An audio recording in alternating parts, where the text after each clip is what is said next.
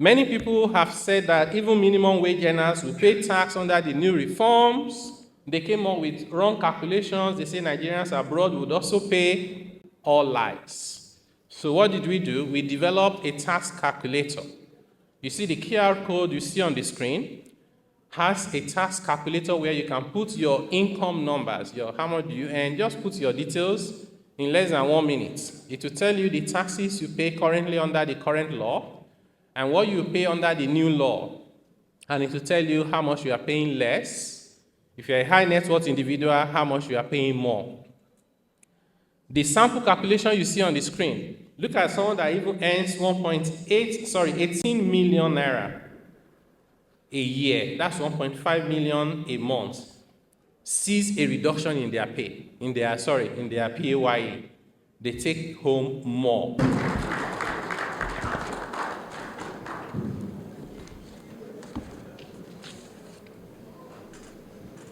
This is the man we have been waiting for. Welcome. Welcome, Prof. Thank you. Pleasure to see you. And leaders of the private sector, institutions, and your excellencies, distinguished participants, ladies and gentlemen, good morning once again. Someone asked me over the weekend whether I'm the most popular person or the most unpopular person in Nigeria. I said it has to be the most unpopular person because people don't normally like the taxman. The relationship between the taxman and the citizen, you can compare to that between a doctor and a child. The doctor is actually not the enemy of the child. The doctor is a friend of the child. So the taxman is your friend. If I ask a simple question before I go into my presentation, I want you to be honest with me with your answers. How many of us believe that these new tax reforms will make things better for us come 2026, everything considered? Okay, we see about 2, 3 hands. How many people think that it will make things worse for them come 2026? Okay, also a very few hands. In other words, more than 90% of people in the room are not even sure whether it will be good or bad. So, so you are in the right place. And we thank the Revenue Mobilization, Allocation and Fiscal Commission for putting this together so we can have this engagement. It's a national engagement that is important because it goes into the heart of society, not only about our today, but about future generations. So it's in our collective interest to get it right. It's a lot, but I'll try and stay within the time allocated to me. So you imagine it's a lot I'll say to you in a few minutes. So just pay attention 120%. So I'll give the overview and highlight some of the key changes. I would also share with you what we think the impact should be on various stakeholders. I'll then conclude and share the call to action. What should we do after all of that? So by way of an overview, we will want to say, why do we even need reform in the first place? Actually, this reform should have been done like 20, 30 years ago. We did not. So the next best time is now. This is one of the reasons why we remain very grateful to Mr. President for insisting that he wasn't going to negotiate the need for the reform. He was willing to negotiate the content of the reform. Because to do otherwise would be to give up on our country, which is not an option. Our tax system became complex, ambiguous, and there were a series of impediments and hurdles to business growth and prosperity of individuals and enterprises. We were taxing poverty. We were taxing capital and investments, using archaic laws, many of them we inherited from the British government before our independence. Even the British can't remember having the version of those laws anymore. And because of that, we were unable to grow as we should. And it became necessary that we have to do a reset. Things got so bad with our tax system that incremental fixing will no longer solve the problem. We needed a transformation. This was the reason why all the major tax laws were repealed and new laws were enacted. The major objectives of the reforms are fairness, to promote fairness, to drive harmonization and efficiency, ease of doing business, enhance transparency for how we use tax monies, and overall to promote economic development. The good news is, in this short period of time, we have made progress as a people. Thanks to the reforms of the government, along with monetary reforms, and I'm glad to see my brother here, the Deputy Governor of the Central Bank, and the way the major policy organs are working together. We have seen from rapid economic decline, we have seen the stability. We are seeing the growth. And most importantly, we are seeing rising investors' confidence. Whether you're looking at purchasing manager index, whether you're looking at capital formation, whether you're looking at the capital market, whether you're looking at Eurobond, all the indicators are showing one direction of travel: restoration of investor confidence, whether they are domestic investors or foreign investors. And this is something we should not take for granted. The progress we've made so far also include the design of the tax system to be progressive, so we stop taxing poverty. When the federal government launched the Voluntary Asset and Income Declaration Scheme in 2017, it was reported that about 96% of the income tax collected by government was being paid by low-income earners. It is not right in a country where you already have income inequality to then go ahead and overtax the most vulnerable people. You widen the inequality and you create social discontent. And when your most vulnerable people are hungry and they're also angry, they cannot be rational. They become easy and ready recruits for anything and everything against the states. So it's also in our collective interest to address these problems.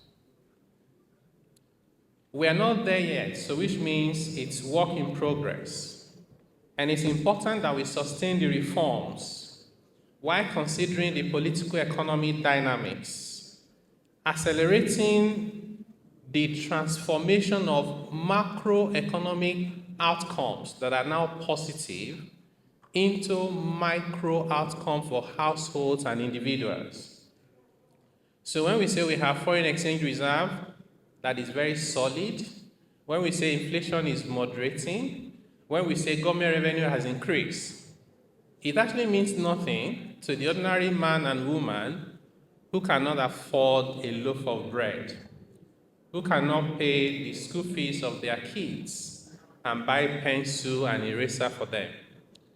So it is the responsibility of policymakers, particularly our political leaders, to transform these macro gains into meaningful micro outcome for the average Nigerian. We also must improve accountability as well as the quality and priority of spending. Let's prioritize what is most important to our people. Sometimes I question whether rather than building an airport, we should prioritize building roads from the farm to the market. Whether we should prioritize primary schools that have roof, that have chairs and tables, that have notebooks and qualified teachers. Maybe we should just prioritize health centers where there are qualified personnel, doctors, nurses to take care of our people. We must get our priority right, otherwise the work of reform and nation building will become even harder. I want to share a few things with you because I think it's important that as a nation we pay more attention to data and evidence. My personal view, and I may be wrong based on what I've seen, is that we are more often too emotional about almost everything. And when you formulate policies based on emotions, it's not policy you are formulating. You're only making yourself feel good, and it will not last. When you rely on evidence and data within context, you are on the right path to making lasting progress. One of the things that is commonly said in Nigeria, which I would like to encourage us not to say anymore, is sometimes we are very condescending to subnational. We will say that they go hand in cap to Abuja to go and share federal allocation, as if they are beggars. They're not. It's called a federation. Those are their monies. We just agree that in terms of efficiency of collection, it's better to collect certain taxes and revenues centrally. So just imagine every state trying to collect PPT, petroleum profit tax, companies income tax. It means that a company like MTN, all the 36 states and FCC will collect company income tax from them. You know, if you clear goods at the ports, at the border, every state will have the agency there to clear your goods. You say, which state are you going to? Kano. Go and meet Kano Customs. There's no country where they do that. So as part of efficiency and promoting unity, we agree on things to do together, including certain ways in which we collect taxes. By the way, value-added tax used to be sales tax in the 80s, and it was collected by state, but it wasn't very successful. And we decided we should replace it with VAT, collect it centrally, and share it. So when states and local government are sharing revenue, please stop insulting them. No one is doing them a favor, and it is not federal allocation, it is federation allocation. So one of the things we believe we should focus on under this reform is also to discourage the popular thing we say every time, especially analysts on TV. They will say states and local governments should get creative with IGR. We don't want them to get creative with IGR because that creativity has created more problems than solutions. It has led to the creation of over 60 different taxes and levies, because sometimes that's how creativity is interpreted. Create a new tax. In fact, there's a state where they had ozone layer tax. We don't know whether they know where ozone layer is. It turns out that what we need is not creativity. What we need is efficiency. If you have only 2 taxes to collect, you collect it efficiently, you make more money than 50 taxes that are creating chaos and placing burdens on our people. So much so that today, as we speak to you, Many of our vulnerable citizens and small businesses, including transporters, pay heavy taxes, but government collects so little. And that's because the process of collecting it lends itself to leakages and a lot of corruption. So, why don't we focus on a few taxes that are high revenue yielding, easy to collect, and build efficiency so people pay less and government collects more? That is how to build a society. Interestingly, another thing that people say that is not actually correct, if you look at data, is that they'll say, let's give more revenue to the states, that the center is too powerful. Well, I won't go into the politics, I'll stay with revenue. If you stay with revenue, that is actually not correct. Nigeria as a country has 8 major sources of revenue, 8. And they are personal income tax, property taxes, stamp duties, value-added tax, and next to human capital, the biggest resource is land.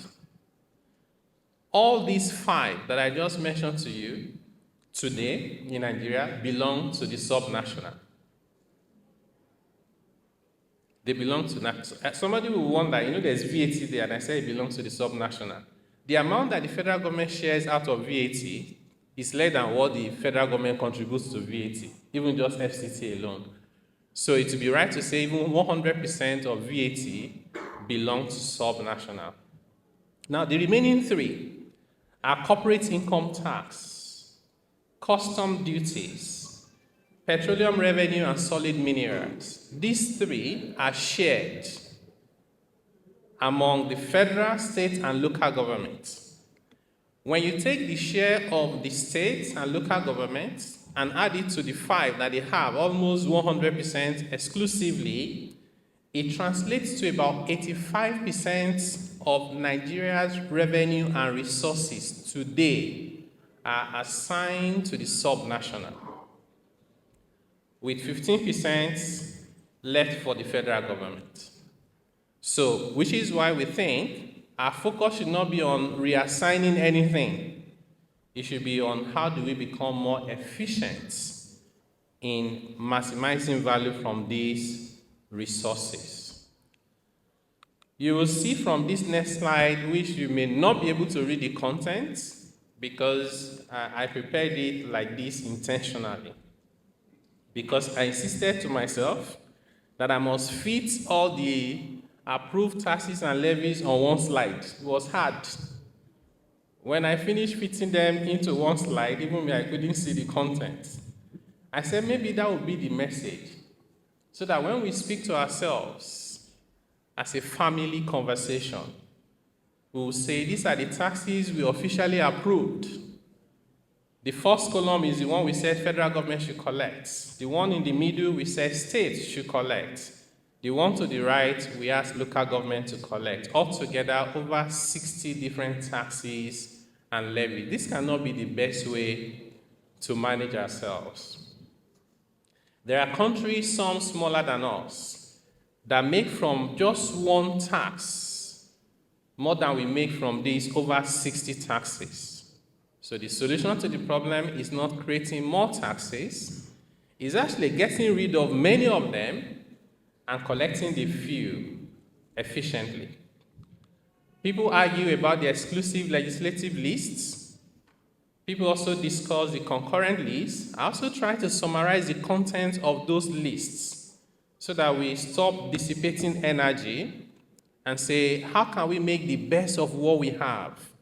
I sometimes feel that Nigeria is, if you compare Nigeria to a vehicle, a car that can run up to 200 kilometers an hour and is doing 60 kilometers an hour and is blaming the car. He said, other cars here can do 350 kilometers per hour. I said, but yours is even 200. You are still at 60. Why don't you maximize your capacity first before you ask for something even more? One thing that's interesting that you find on these lists, which I intentionally put there, you have copies of this presentation to refer to, is when you look at the function of local government. You see, local government is the closest to the people, no doubt about that. And the Constitution intentionally gave them very critical roles, from advisory on economic planning, together with the states, collection of certain taxes, and things like construction and maintenance of roads, streets and street lighting, drains, parks, gardening. Do you know also that local government are supposed to provide shelter for the homeless? We are not supposed to pack them and embarrass them like they are dirty. Sometimes the way we treat them like, why are you so poor? You are not supposed to be here. You make our city dirty. They are human beings. The intention was for us to create decent living for them because all hands are not equal. And local government are supposed to also participate along with states in primary, adult, and vocational education, agricultural developments, and health services. Very strategic roles. And we know that local government now, they have the financial autonomy. This tax reform will give more revenues to local government. But we need to go beyond that. We need to ask ourselves, can we be more accountable? Can we demonstrate how we spend every 1 naira we collect from the people? That is the essence of the social contracts. When we collect those taxes and we don't spend them efficiently for the people, it becomes a burden and they will resist it. That is why people hear tax reform and they just conclude in their mind that government wants to collect more money from them. Even though these tax reforms is designed to reduce their tax burden, but trust level is low. Unfortunately, trust cannot be enacted. We just enacted new tax laws. We could not have enacted a law that says from now you shall trust your government. Trust is earned.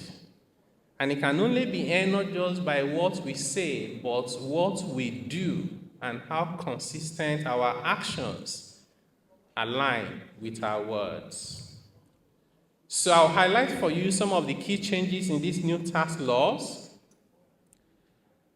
But something is important that I put under the heading on the slide that says you are not entitled to your opinion. You are entitled to your informed opinion. That's a quote by Harlan Ellison because he says no one is entitled to be ignorant. You can't just wake up and just make up anything. Because trust level is very low, we find, tax is a specialist area. And I see some of my very senior people in the profession, former president of CITN in the room. The tax people know that we went to school, spent 4 to 5 years, we did professional exams, and we worked for decades just to become experts. And then we introduced the most transformative, the most consequential tax reform in Nigeria's history. And suddenly, content creators that have never filed their personal returns before are advising people what taxes they will pay under the new law, and people believe them. Maybe it's also because those of us who are professionals left the gap, we left the space. And nature doesn't like vacuums. So I encourage you, if you're an expert, please be constructive. Tell people what is right. Because misinformation and ignorance is a thief of opportunity and it compounds our vulnerability. So one of the changes introduced under this new reform is addressing fiscal equity.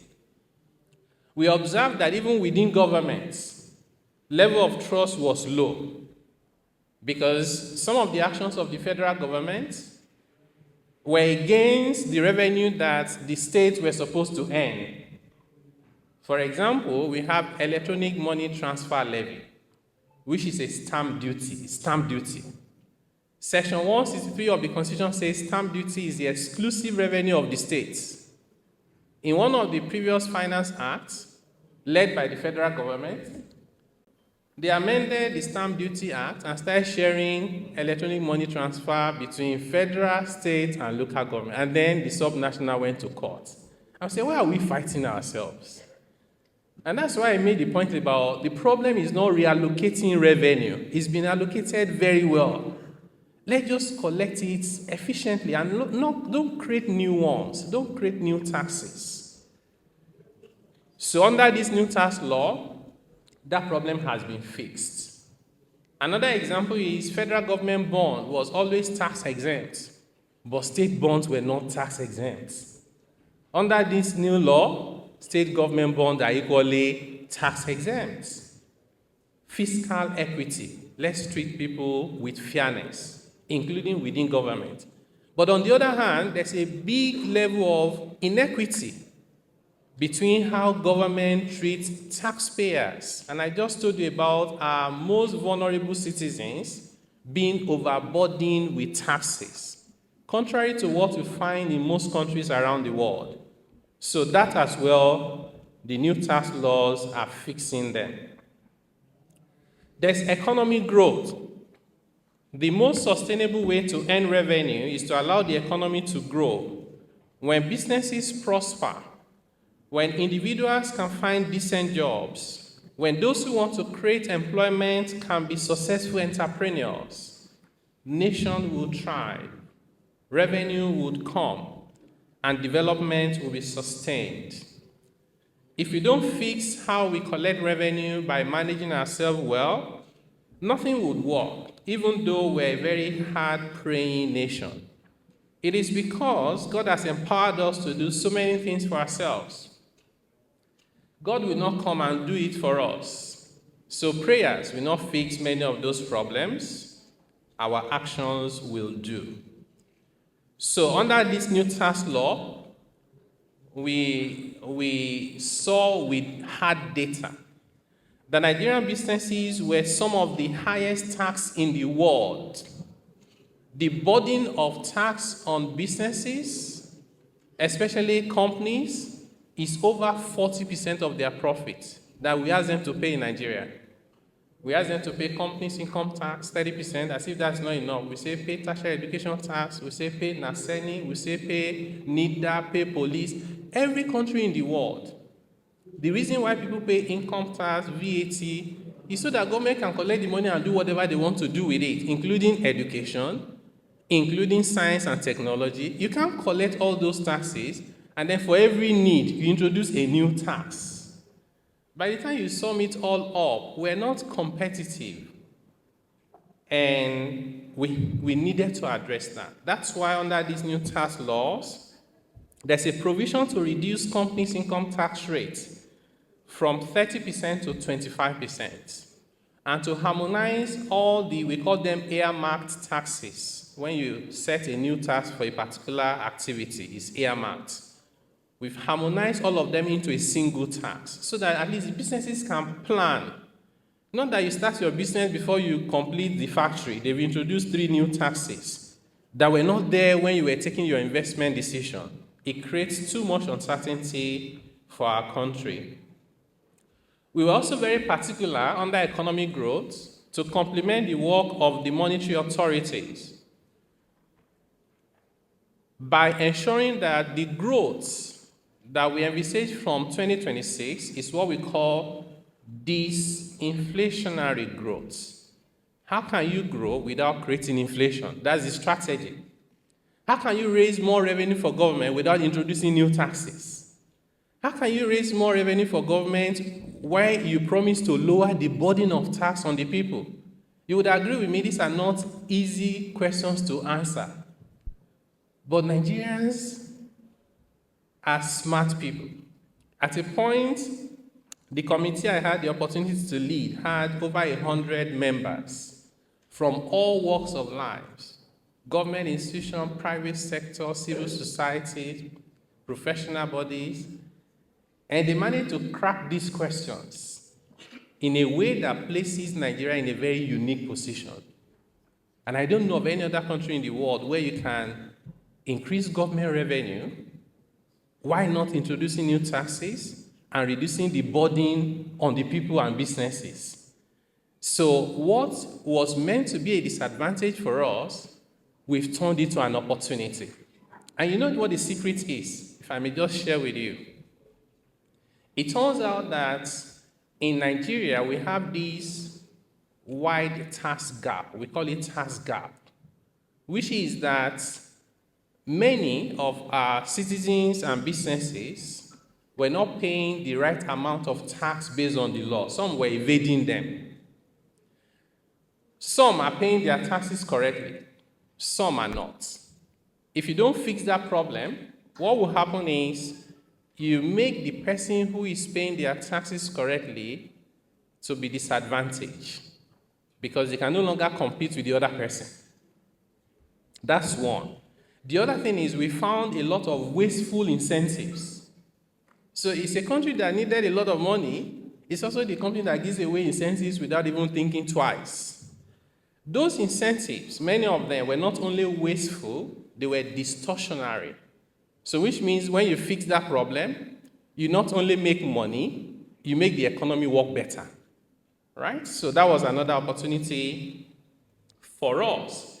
And the biggest opportunity is that once we remove the impediments and hurdles to business growth and prosperity for individuals, then when they make more money, then they will pay more taxes. 10% of 10 billion is more than 50% of 1 million naira. So when you allow businesses to grow, money will come.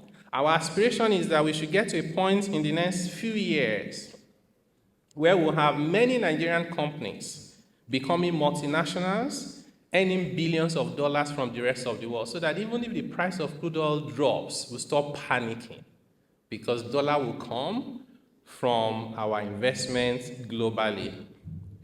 Under these new tax laws, low-income earners from January will be exempted from paying personal income tax, so they will not pay PAY anymore, including those who earn national minimum wage. Middle-income earners will see a drop in their PAY, so the money they take home would increase. And this full exemption plus reduction in personal income tax applies to 98% of all workers in the public and private sector. At the same time, we looked at data and we asked ourselves, what are the basic things that Nigerians spend money on? And there were 5 of them. Food, shelter in the form of rent, transportation, health, and education. And it's not education in Harvard, though. It's not expensive one, just basic education. That's where they spend the money on. And we then said, why should they be paying taxes on those basic consumption? It's just for survival, it's not luxury.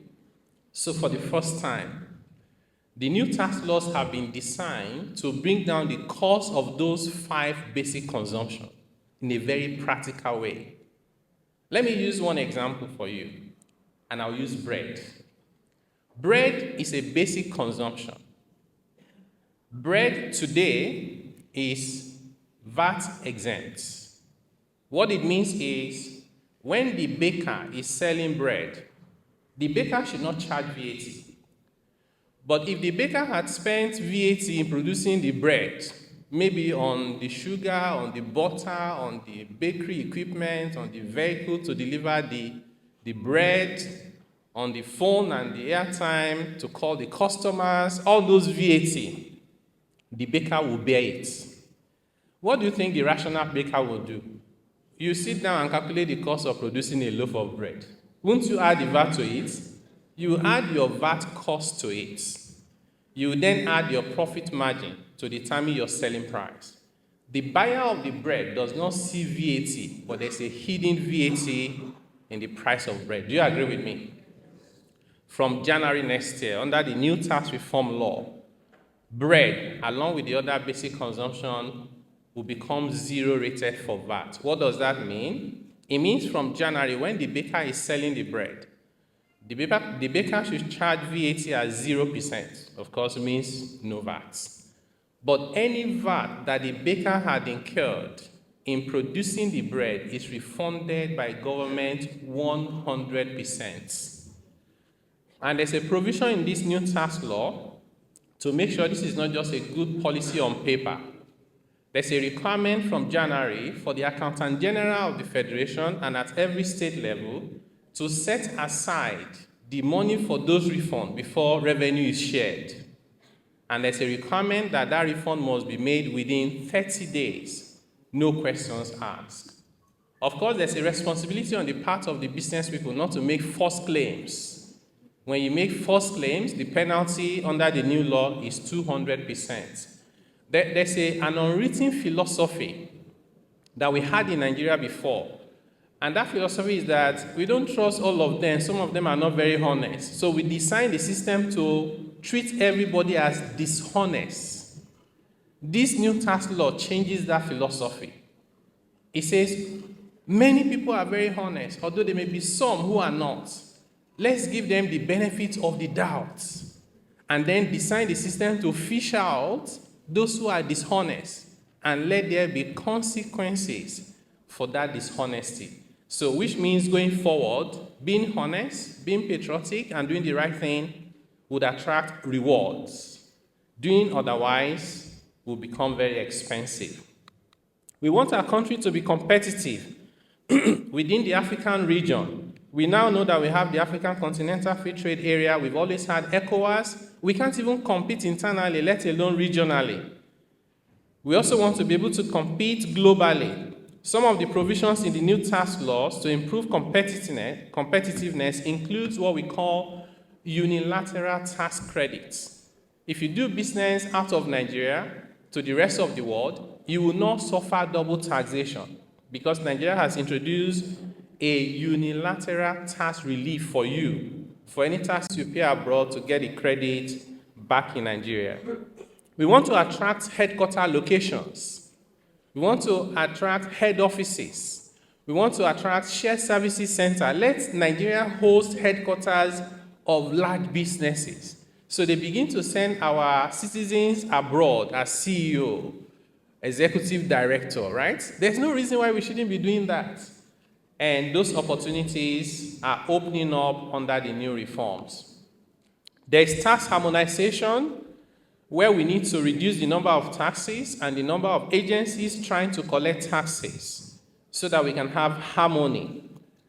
And we also have modernization, using technology, using intelligence. You know, the FRS signed an MOU with DGFIP, is the Revenue Authorities of France. And this is one of the reasons why I said you are entitled to your opinion. You are not entitled to your opinion, but to your informed opinion. And someone just wrote, the person didn't even say, I think they may be sharing data. He just said they are sharing data. And then it went viral and people just believed it. And it's very painful, you know, that when we are making efforts to move the country forward, sometimes ourselves, we are pulling us back. In trying to do this reform, what you normally do is to understudy many other countries. We understudied Africa more, we understudied Europe, everywhere, India, China, America, UK. You know, we decided that we wanted to be efficient. We're not going physically for those study talks. So we reached out to the ambassadors of different countries and said, can you link us up with your home revenue service? You know, majority of these were Zoom calls. You know, for example, we're introducing electronic invoicing, fiscalization. We've never done it before. There are countries where they've done this for 20 years. We're introducing tax on board to protect taxpayers. We've never done it before. There are countries where they've done it before. Is it not just wise that you should ask those people to share their knowledge with you? What worked, what did not work? So many countries agreed and they shared knowledge with us. France was more meticulous. After the series of online meetings, they sent people to come to Nigeria who, because we said we're not traveling, so they came and spent about 1 week with us discussing our request to them to say, we need you to help us with training, capacity development, sharing experiences, and so on. And they said, well, let's document your request so we have clarity. The only difference or the sin that France committed was to have documented our request to them in form of an MOU. And I was just saying to a friend last night that I don't know whether they will even still be interested in helping us anymore. Of all the countries that we studied, France is the most efficient in collecting taxes in the whole world. They lead the OECD. If there's taxes to collect, they know how to collect it. And this harmonization we are praying to do, they did it a long time ago. Everything is centrally collected, and they're super efficient. Does it not just make sense to just learn from them? Who will connect data to another authority? Why would anybody do that? Nigeria is a signatory to the International Exchange of Information where there are clear protocols for even sharing data of just one taxpayer, let alone the whole country. They will just plug in and collect the data. I really encourage us as a people, there's nothing wrong with interrogating government and asking questions. Let's not jump into conclusion in a way that makes reforms harder. Of course, as part of this reform, we want sustainable revenue so that government will stop printing naira to spend. Before these current reforms of this current administration, we had printed trillions and trillions of naira to spend. And it's part of the inflation we are dealing with today. When you print money to spend, inflation will come. It's not rocket science. So there are other reforms that, because of time, I will not go through them one by one, from VAT to personal income tax, to corporate income tax, to capital gains tax, to how we're going to curb tax evasion, how we're going to moderate avoidance, the tax ombudsman to protect taxpayers' rights, tax agents to ensure that even the tax consultants are doing the right thing and they are being rewarded for being honest and ethical rather than just having the entitlement to earn a living. We also have the economic development incentive to replace pioneer status. This economic development incentive focuses on priority sectors of the economy, like agriculture, like energy, like health, utility. You will know when you qualify. You know how much investment will make you eligible. You don't need to know someone at the State House or Ministry of Finance. That is what level playing field looks like. People can then put all their energy towards doing the right thing rather than looking for connections. So what are the expected impacts we expect from these reforms? It will facilitate economic development and shared prosperity. Businesses, small, medium, and large, will benefit. Investors will find us more attractive as an investment destination. Households and individuals will find more disposable income and more affordable consumption, which will make their life a lot easier. Opportunities will open up even for our younger population. There is the global business process outsourcing. It's a hundreds of billions of dollars economy where different people work remotely for multinationals. Those things were not coming our ways. It turns out the biggest impediment was tax. Our tax law was taxing the foreign company for employing Nigerians to work for them remotely. Whereas if they hire Kenyans, South Africans, Filipinos, or Indians, they don't have to pay taxes in those countries. What do you think they did? Of course, they went elsewhere. Even though our English is better than many of these other countries, our time zone is God-given. We are like at the center of the world, very close to the equator. But our policy wasn't helpful. This new tax law has fixed that problem. Just imagine 1 to 2 million of our young people working online remotely for different countries, companies, earning $2,000, $3,000 a month. That's billions of dollars. Not only would that help them to leave their families out of poverty, it will strengthen our foreign exchange earning to strengthen and stabilize the naira, and all of us will benefit. So when you see someone like me get excited about the tax reform, don't blame me. And someone said, I'm a very unusual person, that he has never seen a tax person who talks about tax and smiles. And I said, the reason I smile is not because it's easy to pay taxes. It is because I think about the possibilities that tax can make happen for a people. Government will benefit also because there will be not only revenue, it will be revenue coming from the right places. Mr. President said we will no longer tax seed. We would invest with you and wait for the fruits to come out and share with you. That is very instructive. A lot of what we are doing currently in Nigeria is we are taxing seed. It will look like you've collected revenue now, but you just undermined your ability to collect even more tomorrow. We're stopping that. For example, there is this provision in our tax law that is called minimum tax. A company has not made profit, or they have made small loss. You say, we are sorry, but you still have to pay tax. They will now go and borrow and pay that tax out of their capital.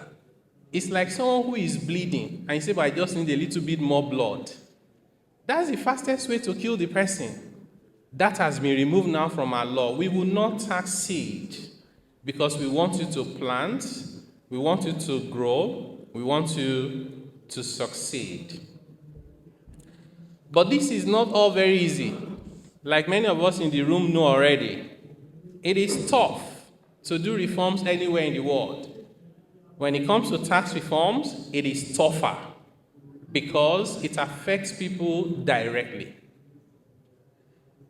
We see challenges, we see potential risk. We also have our mitigation strategy, but we are appealing to you to please join us. This is a national assignment. All of us are stakeholders in this reform. Because of the low level of tax awareness in Nigeria, many of the things we've always had in our laws, people are just getting to know them now, and they assume that this new law is just introducing them afresh, and they are blaming the government. Right. I told you already about trust deficit and the level of misinformation. So we have different initiatives to address this, including working with the National Orientation Agency, working with various institutions, both private and public sector. Recently, we introduced an initiative to train professionals across Nigeria. We wanted to train 3,000. We got application from 11,000. Every single state is represented by hundreds of people, so we're excited. We said we wanted to train content creators because even though a lot of it was misinformation, we also believe that majority of them mean well for the country, just that they did not know the right thing to say. So we invited them, you know what, let's train you so that you can share right knowledge with your followers. We initially wanted to train like 20. People complained that, it's not representative, so we opened it up. And we got 2,550 content creators self-nominated themselves. We're excited because the more of these people that understand it, the more they can help us carry the message across Nigeria. So, as I close, I just want to tell you about one major problem that we all need to pay attention to. Misinformation is a problem, but so is a single story. You know, a single story may not be wrong, right? It's just that I told you one aspect. I didn't tell you the other part, and it can be misleading. So the danger of a single story is, the analogy I normally use is a proverbial blind man and an elephant. The man, not being able to see, knew there was an object in front of them, so they decided to move closer and feel it so they could know or guess what the object represents. Depending on the part of the elephant that they touched, they concluded. Someone said, it's a rope. The other one said, no, it's a tree. And one said, it's actually a wall. And the other one said, it might be a fan. And one says, maybe it's a spear. And in fact, one says it has to be a snake. It turns out that none of them was right because none of them felt the entire object. These reforms are so huge. You know, other countries are beginning to ask us, how did you manage to put this together? What can we learn from you? It's so consequential. Don't let anybody give you the wrong impression that it is about tax identification number and bank accounts, that it's about VAT sharing formula, or another time they'll say it's capital gains tax on shares. If there are reforms and 10 things, 10 items affecting you are moving, and you like the direction of travel of 9 out of 10, and you don't like one, you know what we'll do as human beings? You'll be silent about the 9 that you love. You will cry to high heavens about the one you don't like. If everybody is crying about the one they don't like, we hear cries only. And we're likely to conclude that this tax reform law is bad. I have seen so many people, I saw some executives of a pension fund at a restaurant in Lagos over the weekend. And they say, you are the tax man. So I stopped and I said, I greeted them and they say, you are creating problem. I said, what problem? I said, who are you? They said, they're executives of pension fund. I said, but under this our tax law, are you aware that there is full exemption for pension? Like, why are you angry? They don't even know why. I met I'll tell you that story in 2 slides away, in the interest of time. So, for example, Nigeria's comparative tax rates, even within Africa, is the lowest. Look at the major taxes. VAT, Nigeria is 7.5%, Kenya is 16%, Ghana is 15%, South Africa is 15%. Tax on airtime, 0% in Nigeria, 15% in Kenya. So if you live in Kenya, when you buy airtime or data, you pay tax of 31%. You pay 16% VAT and 15% airtime. I'm not even suggesting we should do anything close to that. But it's important that we know what other countries are doing so that instead of promoting negativity about our country, we'll sell our competitive advantage and investment will come in our direction. Look at personal income tax. Even with our reform, asking high net worth individuals to pay a little bit more, our top rate is still 25%. And you don't get to this 25% until you hit like 120 million naira a year. So this is one area that people don't understand. If you go to the table, it says over 50 million is 25%. But nobody just earns over 50 million, right? If you earn 80 million, it means you earn below 50 million or 50 million, and you earn over 50 million of 30 million.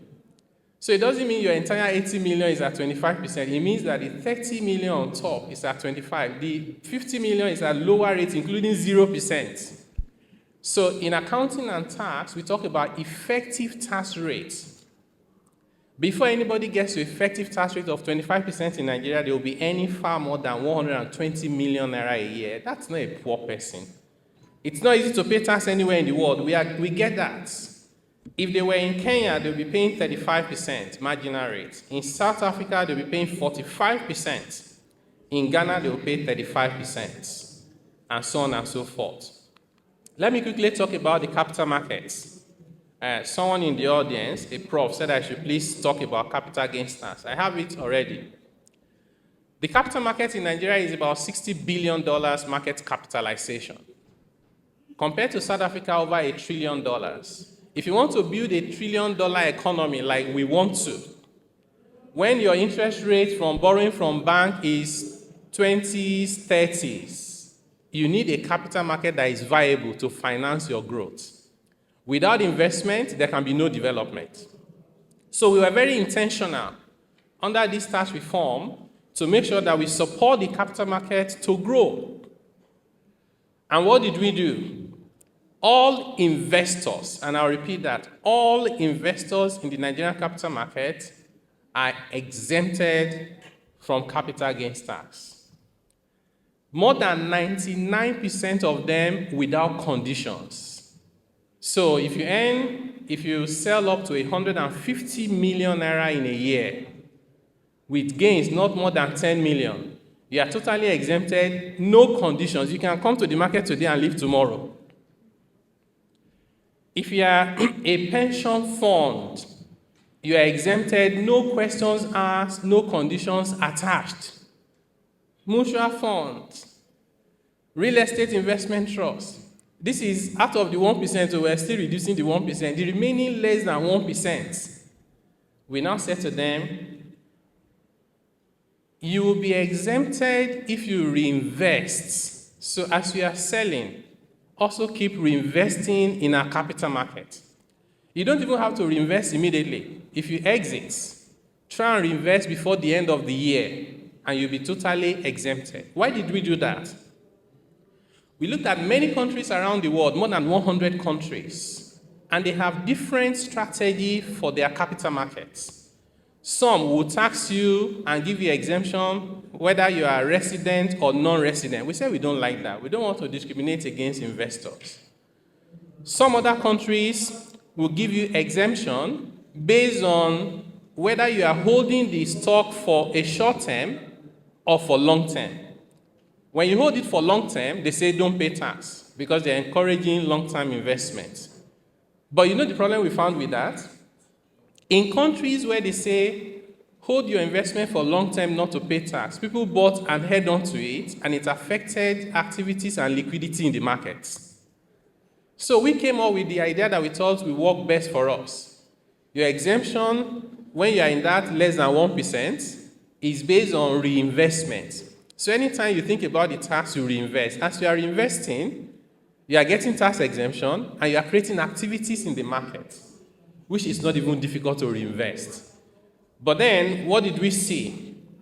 Some of our people who just hate the idea of tax didn't even bother to understand it. The market had gained more than 45% year to date at the beginning of November, one of the best performing in the world. But there's no market that gains every day. As soon as the market was, either a correction or profit taking, they say, hey, it's the capital gains tax. They repeated it the following day. They repeated it for 4 days in a row. By day 5, it was headline news. It was on top TV stations, primetime news. Then people believed it. By weekend, stockbrokers were calling some of their investors to say, everybody is selling, won't you come and sell? Guess what happened? By the way, all the things you see on this slide are reforms we've introduced to help the capital market, including exemption of withholding tax from bonus shares, exemption from stamp duties, and so on and so forth. But let's see what happened. I call it the Black Tuesday. After we have sold to ourselves that the capital gains tax is a problem, even though it was meant to solve a problem, and people believed it, on the 11th of November 2025, then almost everybody went to the market to try and sell. What happened? The capital market lost 4.64 trillion naira in just 1 day. And it was the worst in more than 15 years, equivalent of over $3 billion or 5.1% of market capitalization in just 1 day. But you find the data very interesting. That day, there were 20,173 deals. That's the number of transactions, valued at 23.5 billion naira, which means the average size of a transaction was just a little over 1 million naira. In a tax law where 150 million naira is exempted, why are people rushing to go and sell 1 million to avoid the tax? So the evidence does not show that they were selling. They could be selling for CGT, but CGT wasn't their problem. It was the misinformation. So what I say is that it wasn't CGT until they said it was. We had to then put out some clarification for the market to try and bounce back. And at least now, I watch the news and they stopped saying it is capital gains tax. By the way, the whole of 2024, FRS only collected 52 billion naira from capital gains tax, not even from the capital market alone, that's all over. The same government that is giving reduction in corporate income tax rates of 5%, worth about 1.4 trillion naira. Government is giving input credit on assets and services and overhead that is worth 3.4 trillion naira. Government is giving that. Like my brother from Nasima said, the best incentive to small businesses is the tax exemption they've gotten, because that's direct money in their pocket. It has no distortion. There is nobody that will steal the money in transit. That is the most effective way of stimulating growth. I'm not saying we shouldn't provide credit for them. We can, but this is the most effective one that has been done. Many people have said that even minimum wage earners will pay tax under the new reforms. They came up with wrong calculations. They say Nigerians abroad would also pay. All lies. So what did we do? We developed a tax calculator. You see the QR code you see on the screen has a tax calculator where you can put your income numbers, how much do you earn, just put your details in less than 1 minute. It will tell you the taxes you pay currently under the current law and what you pay under the new law. And it will tell you how much you are paying less. If you're a high net worth individual, how much you are paying more. The sample calculation you see on the screen, look at someone that even earns 18 million naira a year. That's 1.5 million a month. Sees a reduction in their pay, in their PAYE. They take home more. So this, we believe, is important to help us correct misinformation. Another one, we had a training for journalists. And, they say this government and tax. And I said they should please tell me one tax that this government has introduced on the masses. And I promised to give the winner or whoever gets it right 100,000 naira. Nobody got the answer. There was no answer. So I gave them an email. So if you find the answer later, send us an email. We are still waiting for the email. For some reasons, people say Tinubu and tax. Bring the tax that the man has introduced on the masses, they can't find. On the contrary, it is this president that has reversed, suspended, or repealed the most taxes in Nigeria's history. And I'll tell you some of them. We say we stick with data, right? On the 6th of July 2023, the first set of executive orders signed by Mr. President, there were 4 of them, they were suspending taxes. Some of those taxes are excise tax on telecommunication, reversed, cybersecurity levy on money transfer, suspended, carbon tax on single-use plastics, all these are nylon bags, they had imposed tax on it, was suspended. Excise tax on imported vehicles of 2,000 cc and above, suspended. Import duties waiver was granted on food item, agric and pharmaceutical. 4% import levy was suspended. Financial Reporting Council of Nigeria charge on private companies was reduced significantly. And then expatriate employment levy was reversed. Just one president. See the number of taxes reversed. And on day one, what people remember about Mr. President's speech is subsidy is gone. In that same speech on day one, he said we must tackle multiplicity of taxes. And he has been true to that promise by setting up a committee to help figure it out. And that's why some of these taxes are being reversed, repealed, and harmonizing it. So this is one president that says, let's have sanity in the tax system. By the way, the president is not even complaining, so I'm not complaining on his behalf. I'm just saying, let's speak to data so we don't make things more difficult. So in conclusion, what should we do about all of these stories I've shared with you? I think the message for me is that we can build a prosperous Nigeria together. We are such a powerful set of people. And if we pull in one direction, we can make anything and everything possible. What should we do? Let's seek better understanding. Stakeholders need to be well informed within proper context. Don't run with headlines. I used to say that the media people were my friend. Now I'm not sure again. When I see headlines, some of them I cannot recognize. They will attribute quotes to me that I never said. I shared because people were now panicking because of tax ID and bank accounts. And I said, tax ID for bank account was introduced under the 2020 Finance Act. It took effect from 13th of January 2020, that if you are using your bank account for business, or you are like a salary earner, you are any income, you need to have TIN. That thing was introduced more than 5 years ago, and people that need to comply have complied.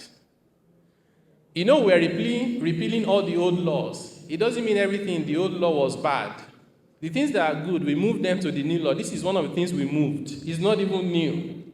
And some people say, you need to go and close your bank account. CBN will debit you. They'll take your money. So I now did a video to say it's not like that. So people who need to comply have complied. It's not applicable to everyone if you are not doing business. And if you are doing business and you don't have TIN, here is the link. You can get this TIN in less than 4 hours. You don't need to go to any office. See what the news headline was. Federal government mandates tax ID for operation of account. I don't know why people just like to create panic. So I had to reach out to some of the editors. I said, see, what is your objective? They now went there and attributed quotes with my name and picture, things I never said. So I sent the video to the editor. I said, please watch this video yourself. Where did I say this thing? And because they know that many of our citizens will not even read the content, it's just headline alone. And so we have to be clear in our minds that we truly want a country that works. I think it was Nelson Mandela that says this thing about, if you love your country and you want it to succeed, but you say negative things about it, you're like a man that takes poison and hopes that it magically kills his enemy.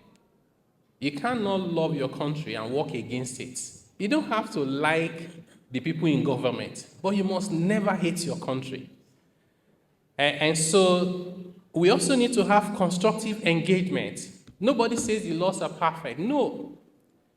But if there's anything that is not perfect, let's use evidence.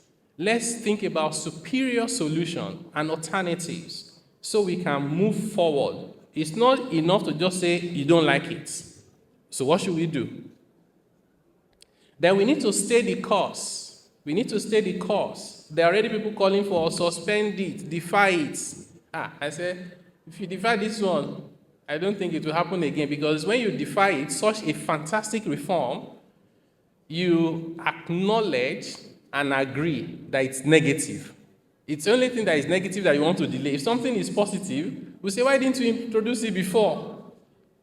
So let's stay the course. We cannot afford to derail the reform designed to strengthen the economy and empower the people. And most importantly, we need coordinated implementation across all tiers of government. So I'm very happy that we have representatives from subnational. I saw my brother there, chairman of Algon, and also institutions of government for better outcome for Nigeria. That is how to connect the dots. In conclusion, when Nigeria succeeds, all of us win, because a rising tide lifts all boats. Should you be interested in more information about these reforms, you find from our dedicated website, the QR code to the left is where you find the new tax laws. They have been uploaded in searchable PDF, which means you can search. If you want to know anything about it, just search. The AI will summarize it for you and tell you the section where it is. Plus, under those are platforms, from website to social media to YouTube accounts, you find very useful information. Please engage so that you are well informed. Thank you very much for the opportunity.